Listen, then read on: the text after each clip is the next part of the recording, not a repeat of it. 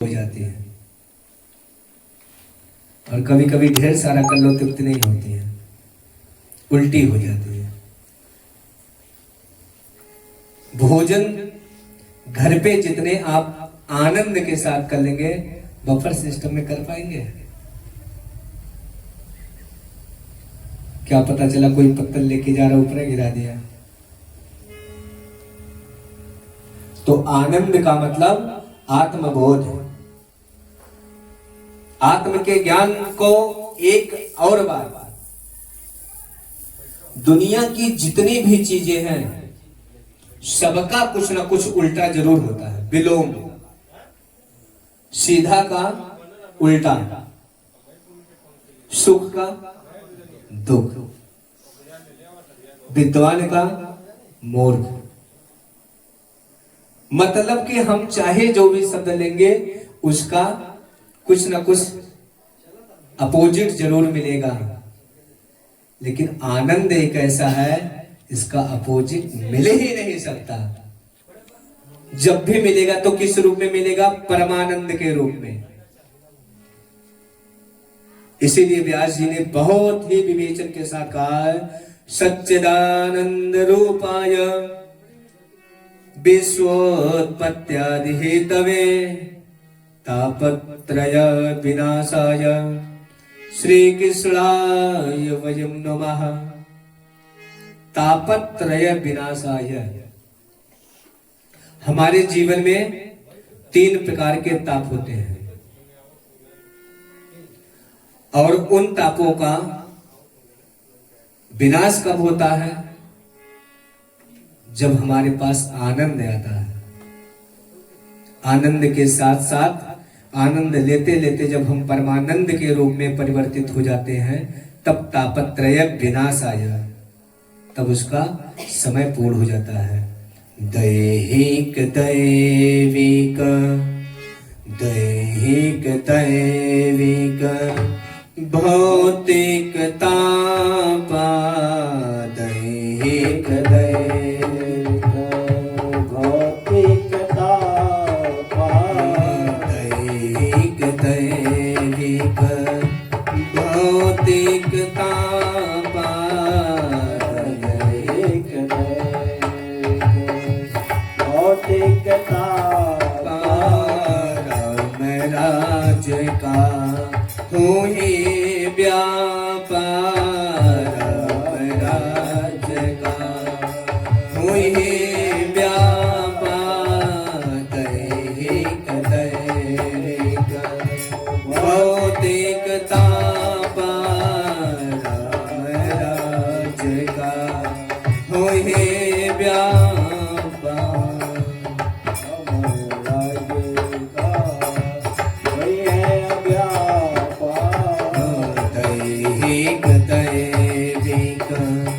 भौतिक तापा, दैहिक दैविक भौतिक तापा, राम राज का हो ही व्यापार, राम राज का हो ही व्यापार, दैहिक दैविक। हमारे जीवन में कितने प्रकार के ताप होते हैं? दैहिक। दैहिक का मतलब जैसे बचपन से लेकर के 50 वर्ष तक हम ठीक ठाक थे, लेकिन जैसे ही 50वां वर्ष क्रॉस किया निकला, तैसे दैहिक शारीरिक ताप। अभी हम काशी में थे, कल आए हैं काशी से, कार्यक्रम चल रहा था, तो यजमान जी की पत्नी ने कहा, महाराज जी इनकी नौकरी जो है, ये रिटायर हो गए थे, फिर भी सरकार इनसे नौकरी करवा रहा है और इनको कुछ नहीं होता, और हम 10 साल से शुगर से परेशान हैं, 10 साल से ब्लड प्रेशर से परेशान हैं। क्या है? ये दैहिक ताप है, ये प्रारब्ध है, ये मत सोचिए कि हम इस जन्म में खूब भजन कर रहे हैं, खूब भक्ति कर रहे हैं भगवान की, तो हमको कष्ट क्यों मिल रहा है। नहीं नहीं, जो आपने किया है ना उसमें बटेगा, उसमें बटेगा। प्रॉपर्टी जो आपकी है ना, भजन की प्रॉपर्टी, वो बटेगी। और जो कुछ अंश थोड़ा बचेगा वो आपको आगे चलकर मिलेगा। तो दैविक अकारण कष्ट प्राप्त करना, जैसे अभी गुरुजी बता रहे थे, सुबह आ रहे थे, माई ऐसा किसी के साथ ना करें। एक एक्सीडेंट हो गया था, लोग घाट से आ रहे थे, छठ पूजा घाट से। अब किसी का एक्सीडेंट हो गया, शायद माँ बेटे थे कि पति पत्नी थे। अब लोग क्या कहेंगे उनके घर वाले, छठ पूजा हमरे नाश है, छठ पूजा दिन माई गए लाने। नहीं, ऐसा कदापि नहीं सोचना चाहिए। अगर हम आप थोड़े से विवेक वाले होंगे ना, तो ऐसा कदापि नहीं सोचेंगे। हमारे आपके समझ से आयु कुछ नहीं थी, लेकिन भगवान के यहां से आयु पूर्ण हो गई, तो रथ आएगा और बिठाएगा, लेकर के चला जाएगा। तो दैविक अकारण कष्ट प्राप्त हो जाना, फालिज किसी को मारेगी बता करके थोड़ी मारेगी। एक्सीडेंट होगा तो बता करके थोड़ी एक्सीडेंट होगा। भौतिक यह इस जीवन में कौन सुखी है पता है?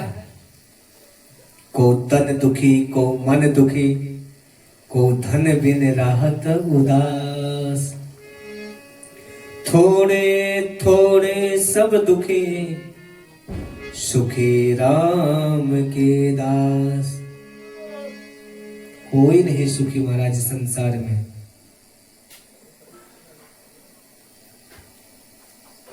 अगर देखा जाए तो एक दूसरे की नजर में सब सुखी हैं, लेकिन अगर अपने अंतःकरण में देखा जाए तो सब दुखी है। कोई तन दुखी, कोई शरीर से दुखी है, कोई मन दुखी, किसी की संतान बिगड़ गई, को धन बिन राहत उदास। किसी के पास धन नहीं, अपने बच्चे को अच्छा संस्कार शिक्षा नहीं दे पा रहा है, उसको उस बात का कष्ट है। इसलिए थोड़े थोड़े सब दुखी, सब दुखी है, और सुखी राम के दास। लेकिन आज के समय में राम का दास कौन है? कोई नहीं है। जितने संत महात्माओं को देख लो महाराज, बढ़िया फर्स्ट क्लास, एक एक कमरे में 2-2 एसी लगे हैं, बढ़िया 10 करोड़ 15 करोड़ की गाड़ियों में चल रहे हैं। ये जो साधु दिखाई पड़ते हैं, संत महात्मा जो दिखाई पड़ते हैं ना, ये कहना तो नहीं चाहिए, हमको बहुत पीड़ा होती है। अभी पीछे श्रावण पूर्णिमा पड़ा था, तो हम श्रावणी करने के लिए सरजू जी गए, गुरुदेव भगवान के सानिध्य में वही श्रावणी होता है। तो एक बेचारा, देखिए कभी भी जो सही सलामत हो उसको 1 रुपया नहीं देना चाहिए, उसको 1 रुपया कदापि नहीं देना चाहिए। पहली बात तो धन किसी को देना ही नहीं चाहिए। हम आप 1 रुपया दे दिए ना, उस 1 रुपए का दुरुपयोग भी हो सकता है, उस 1 रुपए का सदुपयोग भी हो सकता है। मान लीजिए आपने दया खा करके दे दिया किसी भिखारी को, और वह 1 रुपया ले जाकर के कहीं बुरी जगह लगा दे, मध्य में लगा दे, इत्यादि किसी नशीली पदार्थों में लगा दे, तो आपका धन कहाँ गया? निरर्थक हो गया, वह 1 रुपया दान दिया हुआ। इसलिए कभी भी कोई असहाय दिखे तो उस असहाय को आप सामग्री प्रदान कीजिए। प्रायः होता है बाहर निकलने बाद में 10 रुपया दे दीजिए, कुछ खा ले। नहीं, हम पैसा नहीं देंगे, आइए क्या खाना आपको, चलिए खा लीजिए। उससे उसकी आत्मा भले नहीं वो संतुष्ट है, लेकिन उसकी आत्मा संतुष्ट होगी जरूर, और जब होगी तो उस आत्मा से आशीर्वाद ही निकलेगा। इसलिए धन का मंदिर में भी लोग ले जाते हैं। हाँ, अगर हमको पूर्ण विश्वास है कि हम मंदिर में धन चढ़ा रहे हैं और इस धन का उपयोग होगा तभी चढ़ाइएगा मंदिर में भी धन। क्योंकि भाई मंदिर का पैसा मंदिर में तो लगेगा नहीं, न जाने कितने धन आ रहे हैं, करोड़ों अरबों खरबों आ रहे हैं मंदिरों में। आ रहे हैं कि नहीं आ रहे हैं? देख लीजिए, तिरुपति बालाजी, राम जी के दरबार में देख लीजिए, धन की कोई कमी है? अरे भगवान को धन चाहिए, भगवान को भाव चाहिए। भाव को भाव अलख आलसहु, भाव को भाव अलख आलसहु, नाम जपत मंगल देश दसहु, राम जपत।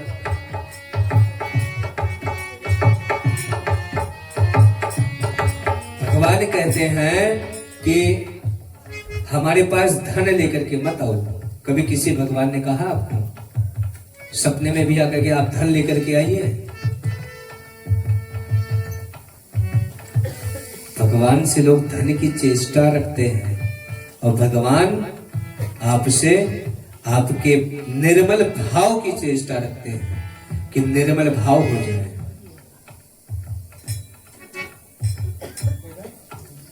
तो कोई तन दुखी, कोई मन दुखी, कोई धन बिन रहा तो दास, थोड़े थोड़े सब दुखी, सुखी राम के दास। अरे महाराज, हम कह रहे हैं कि 5 लाख 5 करोड़ 5 अरब का 5,000 करोड़ का टर्नओवर करते हैं, 200 रुपए का 200 करोड़ का हर महीने टर्नओवर होता रहता है, लेकिन खाने को क्या मिलता है? मूंग की दाल, छोटा सा फुल्का खा ले। अरे भाई, उनको किस चीज की कमी है? वो भी खा सकते हैं बढ़िया फर्स्ट क्लास। लेकिन क्या करें, ठाकुर जी की कृपा है कि सब कुछ हो करके भी घर में किसी भी चीज की कमी नहीं है, लेकिन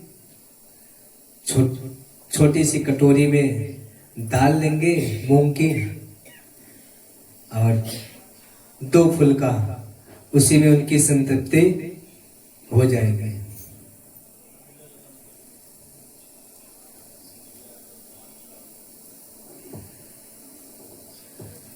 बेचारा मजदूर दिन भर मजदूरी करता है, मजदूर दिन भर मजदूरी करता है, छोटे नहीं बहुत बड़ी बड़ी बिल्डिंगें खड़ी कर देता है, मजदूरी करता, मालिक थोड़ी करता है। लेकिन जब उसको शाम को 50-100 रुपए मिलता है ना, तो क्या सोच करके निकलता है? बेटे के लिए थोड़ा कुछ लेते चले, छोटा सा बालक है उसके लिए लेते चले, पत्नी के पास सूचना पहुंचाएगा। अब तो फोन का माध्यम हो गया, फोन से क्या कुछ लाना है, प्रसन्नचित्त होकर के तो भी कहेगी ले लीजिएगा कुछ।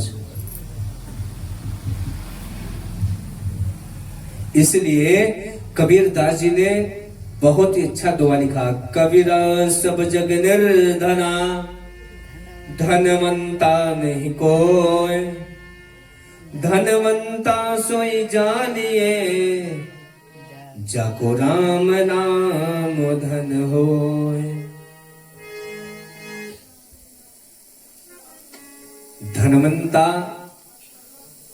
उसी को समझना चाहिए जिसके यहां राम नाम रूपी अमृत बरसता हो।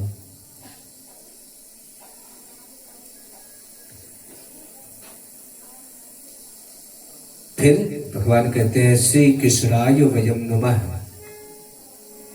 इसलिए सब कुछ त्याग करके नित्य प्रतिदिन क्षणिक मात्र ही भगवान के चरण में हमको पहुंचना चाहिए, हाजिरी लगाना चाहिए। प्रायः है आप सुबह उठिए तो राघव सरकार से या माधव सरकार से कि प्रभु आज का मेरा दिन अच्छा जाएगा, मुझे विश्वास है आपके ऊपर।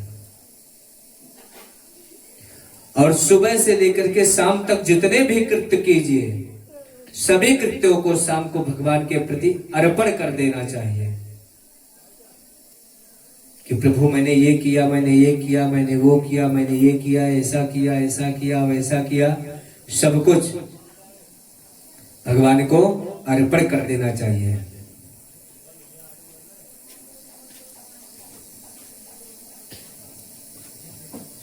आदरणीय सुखदेव जी का वंदन किया। जिन आचार्य सुखदेव जी के जन्म लेते ही संन्यास ग्रहण किया, सीधे वन की ओर चले गए। पुत्र पुत्र कहते महर्षि वेदव्यास जी जिनके पीछे चल रहे हैं, आचार्य सुखदेव को लौटा करके लाने में जो सामर्थ्य नहीं है, जिनमें ऐसे परम वंदनीय सर्वभूत हृदय श्री सुखदेव जी का हम वंदन करते हैं। जैसे हम पवित्र भूमि पर बैठ करके कथा श्रवण करने के लिए एकत्रित होते हैं, ऐसे ही पुराणों की विद्या के लिए परम एकांत परम शांति का स्थान जो है उसे कहते हैं नैमिषारण्य।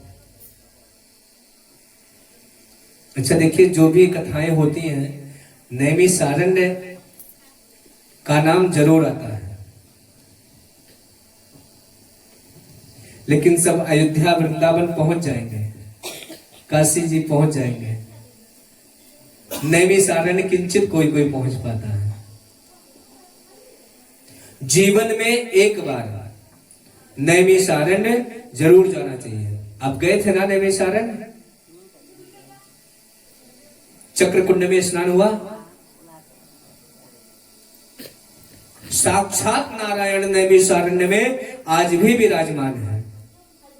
और इतनी पावन भूमि पूरे ब्रह्मांड में कहीं नहीं है। हम लोग तो बहुत भाग्यशाली हैं महाराज। हम लोगों कितना भाग्यशाली, यानी कि उत्तर प्रदेश वाले कितना भाग्यशाली, कोई नहीं है। हमारे विश्वनाथ जी यहाँ हैं, राघव जी, माधव जी, सब हमारे उत्तर प्रदेश में विराजमान है।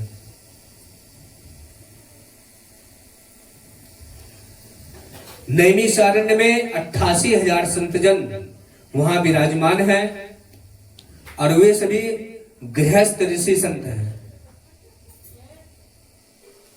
उन्हें हम लोग सौनक आदि ऋषि कहते हैं, जिनकी बड़ी बड़ी लंबी जटाएं हैं। कोई 1000 वर्ष का, कोई 10,000 वर्ष का, कोई 1,00,000 वर्ष का। किसी की उम्र का कोई भी अंदाजा वहां पर नहीं है।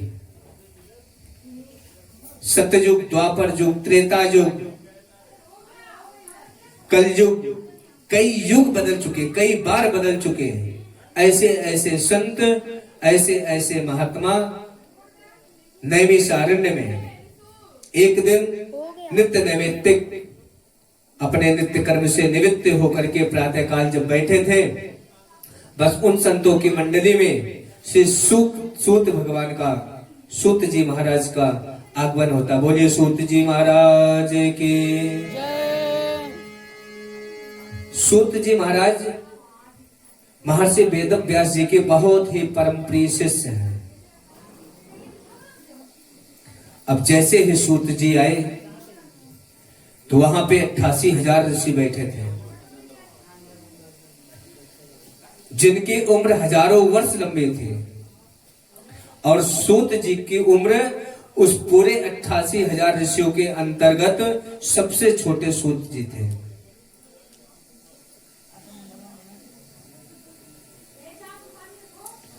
जैसे ही सूत जी का आगमन होता है, शौनक आदि ऋषि खड़े होकर के उनका अभिवादन करने लगते हैं। सूत जी बड़े संकोच में पड़ जाते हैं, सोचने लगते हैं और हाथ जोड़ करके करते हैं, कहते हैं कि हे प्रभु, आप लोग ये क्या कर रहे हैं? मैं ठहरा 20 वर्ष का, आप ठहरे कईयों हजार वर्ष के, कई युगी होकर के आप हमारा अभिवादन ना करें, हम नरक में चले जाएंगे।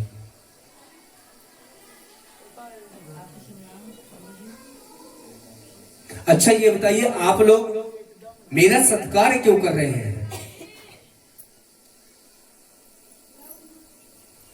सूत जी ने ऋषियों से पूछा, आप लोग मेरा अभिवादन क्यों कर रहे हैं? तो सभी ऋषिगण कहते हैं, धन वृद्धा बल वृद्धा आयुर्वृद्धा तथैव च ते सर्वे ज्ञान वृद्धा च किंकिरा शिष्य किंकिरा। धन वृद्धा बल वृद्धा आयुर्विद्या तथैव च तेन सर्वे ज्ञान विद्या। सब कहते हैं कि कोई बल में बड़ा होता है, कोई आयु में बड़ा होता है, कदाचित कोई धन में बड़ा होता है, किंतु जो ज्ञान में बड़े होते हैं वो तो सबसे बड़े होते हैं, वो सबसे बड़े कहलाने के अधिकारी होते हैं। इसलिए सूत जी, आप देखने में छोटे लगते हैं, लेकिन अज्ञान रूपी अंधकार जो मानव के हृदय में बैठा हुआ है उसे दूर करने में आप करोड़ों सूर्य के समान। आप हमें कोई एक ऐसा उपाय बताएं, ऐसी कथा श्रवण करवाएं जिससे संसार के लोगों का कष्ट समाप्त हो जाए, कष्ट की निवृत्ति हो जाए, गोविंद की प्राप्ति हो जाए। कृष्ण प्राप्ति करम शाश्वत साधनम तत् वदाधुना।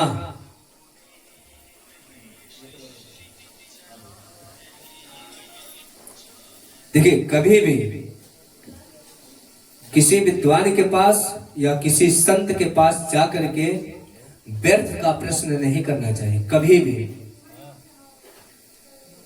भी व्यर्थ का प्रश्न नहीं करना चाहिए।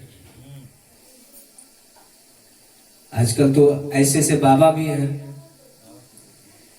कि वहां पहुंचे, महाराज हमारी फैक्ट्री नहीं चल रही है, कुछ कीजिए, कईयों लाख का नुकसान हो गया। संत के पास ये जाकर के ना कहे कि मेरी आमदनी कैसे बढ़ेगी, मेरे पास बेटा होगा कि नहीं होगा। कदापि ऐसा प्रश्न संतों के पास जाकर के नहीं करना चाहिए। संतों के पास जाकर के बस एक ही प्रश्न कंद करो कि गोविंद कब मिलेगा, गोविंद कैसे मिलेगा, गोविंद के चरणों में हमारी प्रीति कैसे बढ़ेगी। क्योंकि भागवत में वर्णन आता है, संतों का क्षण और अन्न का कण उसे कभी बर्बाद नहीं करना चाहिए।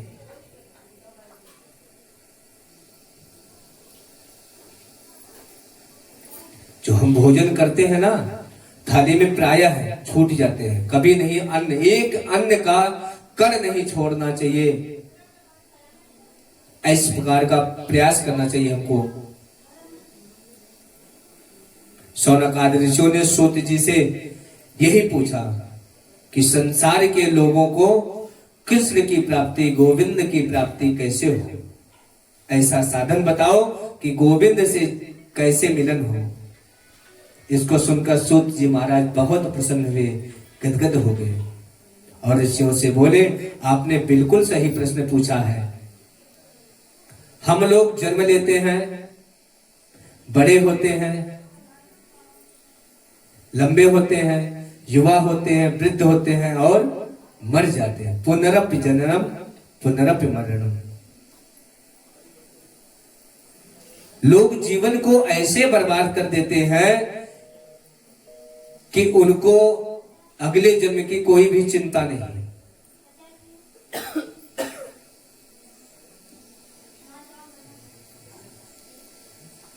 ताश खेलने में समय अपना बर्बाद कर देंगे। 10 घंटे कब निकल गए ताश खेलते खेलते कुछ पता नहीं चला। लेकिन अगर 5 मिनट मंदिर में बैठा दो तो पूरा मंदिर प्रांगण सब जान जाएंगे कि बेचारा बैठा है, बैठा नहीं, बैठाया गया है।